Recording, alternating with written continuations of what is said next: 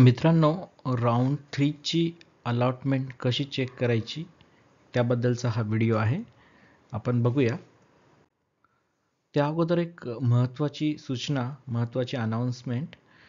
Special round हा होणार आहे, त्याबद्दलचं यूट्यूब लाईव्ह आपण लवकरच करणार आहोत. त्या यूट्यूब लाईव्हमध्ये आपण important instructions, guidelines, rules, schedule ह्या गोष्टी डिस्कस करणार आहोत. विद्यार्थ्यांनी हा यूट्यूब लाईव्ह अवश्य अटेंड करावा, कारण की नॉर्मल जी ॲडमिशन प्रोसेस आहे राऊंड 1, राऊंड 2, राऊंड 3 याच्यापेक्षा थोडं वेगळं ॲडमिशन प्रोसेस असणार आहे स्पेशल राऊंडची. तर विद्यार्थ्यांनी न विसरता हा यूट्यूब लाईव्ह अटेंड करावा. काही महत्त्वाच्या सूचना राऊंड 3 साठी. विद्यार्थ्यांनी त्यांचं ॲडमिशन कन्फर्मेशन जे करायचं आहे ते 22 जुलै ते 24 जुलैच्या दरम्यान करायचं आहे. राऊंड 3च्या अलॉटमेंटमध्ये आपण राऊंड 1, राऊंड 2 इन हाऊस आणि मॅनेजमेंट कोटा या राऊंडमध्ये ज्या मुलांनी ॲडमिशन घेतलं आहे त्या मुलांना कन्सिडर केलेलं नाही आहे. तसेच ज्या मुलांना राऊंड 2मध्ये पहिला प्रिफरन्स मिळाला होता त्या विद्यार्थ्यांना पण आपण राऊंड 3मध्ये कन्सिडर केलेलं नाही आहे. राऊंड 3मध्ये ज्या मुलांना फर्स्ट प्रिफरन्स मिळेल त्या विद्यार्थ्यांना दिलेलं ॲडमिशन कन्फर्म करावं लागेल. समजा त्यांनी ते कन्फर्म नाही केलं फर्स्ट प्रिफरन्स मिळालेलं ॲडमिशन, तर त्यांना स्पेशल राऊंडला कन्सिडर केलं जाणार नाही. त्यानंतरची महत्त्वाची सूचना, ज्या विद्यार्थ्यांना 2 ते 10 दरम्यानचं कॉलेज अलॉट होईल प्रिफरन्सेसचं, त्यापैकी विद्यार्थ्यांनी सपोज 2 ते 10 मधलं प्रिफरन्सचं कॉलेज ॲडमिशन घेतलं तर ते विद्यार्थी स्पेशल राऊंडला पात्र राहणार नाहीत.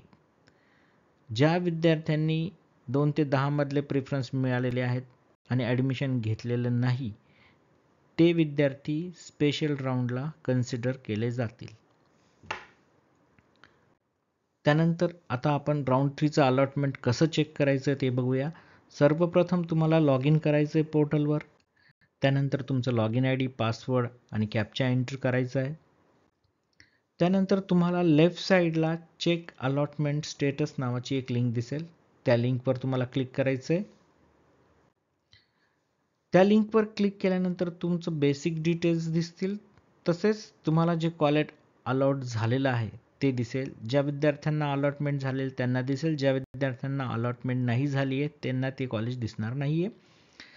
त्यानंतर तुम्हाला जर या कॉलेजमध्ये ॲडमिशन कन्फर्म करायचे असेल तर तुम्हाला प्रोसीड फॉर ॲडमिशन या बटनवर क्लिक करायचं आहे.